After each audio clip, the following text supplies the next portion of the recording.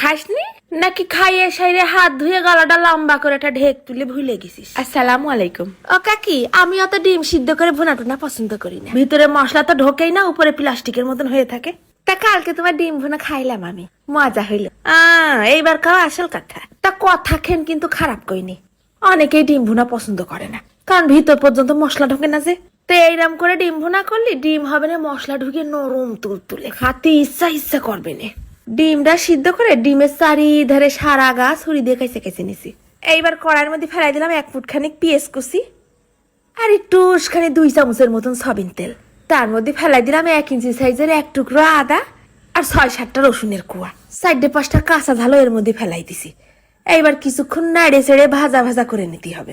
কাঁচা পেঁয়াজ রসুন বাটা যেন আবার এর মধ্যে দিতে যায় না, অবশ্যই করে ভেজে নিয়ে নে, দেখে কি ফাইন ঘ্রাণ হয়। এইবার ব্লেন্ডারের কোটোর মধ্যে ফেলাই দিলাম 1 মুঠ খানিক ধনেপাতা কুচি আর ওই মশলাটা ঠান্ডা হলেই মশলাটাও এর ভিতরে ফেলাই দিলাম। এবার একটুখানি পানি দিয়ে একেবারে নেপিস করে বাইটে নিয়ে আসি। মশলার কালার দেখিছো কি ফাইন একটা সবুজ সবুজ কালার হয়েছে। মশলাটা একটু পাতলা করার জন্য ব্লেন্ডারের কোটোটা ধুয়ে আবার 1 কোটো পানি মেরে দিলাম। এবার ফেলাই দেবো 1/2 চা চামচের মতন নুন আর 1/2 চা চামচের মতন হলদির গুঁড়ো, 1/2 চা চামচেরও কম একটুখানি গোলমরিচের গুঁড়ো, 1/2 চা চামচ শুকনো ঝালের গুঁড়ো। একটু ঝাল ঝাল কষা কষা না হলে ডিম ভুনা জমে নাকি। এবার ফেলাই দিলাম 1/2 চা চামচের মতন গরম মশলার গুঁড়ো। তারপরে একটা লেবুর অর্ধেক নিয়ে চিপড়া এর মধ্যে দিয়ে দিস। সুন্দর করে আগে মশলাটা চামচ দিয়ে ঘুটে ঘুটে মাখাই নিয়ে একেবারে যখন সব মশলা চারিদিকে মিশে গেছে তখন এর মধ্যে ওই সিদ্ধ ডিমগুলো ছেড়ে দেবো। মশলার চাদর দিয়ে ডিমগুলো এমন করে ঢাইকে দিতে হবে যেন ডিমের অন্দরমহল পর্যন্ত মশলা ঢুকে যায়। এরাম করে যদি ডিমগুলো আধা ঘন্টা ফেলাই রেখে দিতে পারো তাহলে তো আর কোনো কথাই নেই, মার হাবা মশলা একেবারে কুটকুট করে ঢুকে যাবে না। এবার কড়াইয়ের মধ্যে ফেলাই দিলাম 100 গ্রামের মতন সয়াবিন তেল। এবার মশলাতে ডিমগুলো তুলে নিয়ে এসে তেলের মধ্যে ছেড়ে দেবো। বেশি না, 4-5 মিনিট হালকা লাল লাল হলেই হবে না। বেশি ভাজলে আবার ডিমের গার উপর থেকে চামড়াটা খুলে চলে আসতে যাবে না।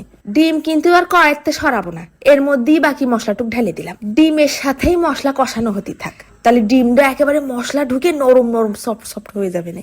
এবার ফেলাই দেবো 1/2 চা চামচ ভাজা জিরের গুঁড়ো। তারপর ওই থালটা ধুয়ে একটুখানি পানি দিয়ে ঢেকে দিলাম হতে লাগ। এই পর্যায়ে জিরের গুঁড়ো দেওয়ার কারণে এই ডিম ভুনা খাই তোমাদের গ্যাস ফাঁদ ঢেক কিছু উঠবে না, একদম সুন্দর মতন হজম হয়ে যাবে না। শেষের দিকে ফেলাই দিলাম একটুখানি চিনি আর একটুখানি গরম মশলার গুঁড়ো। ডিম ভুনা হতে বেশি সময় লাগে নাকি? পানিটা শুকিয়ে মশলাটা কষা কষা হয়ে তেল উঠা উঠা ভাব হলেই হয়ে গেল না। ডিম ভুনা তো হয়ে গেছে, এবার কি দিয়ে ছিড়বা এটা তোমাদের ব্যাপার। গরম গরম সাদা ভাত, পোলাও, খিচুড়ি, রুটি, পরোটা, এমনকি মুড়ি দিয়েও খেতে পারো। ওফ, মশলাটা যে কি স্বাদ হইছে।